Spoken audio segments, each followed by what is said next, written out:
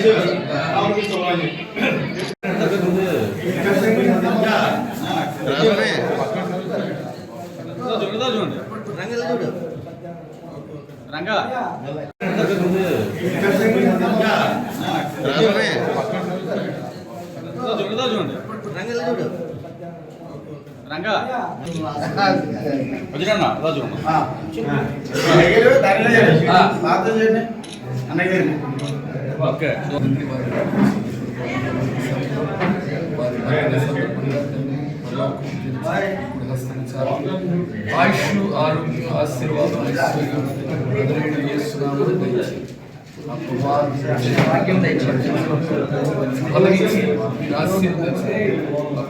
చేపట్టే ప్రతి పనిలో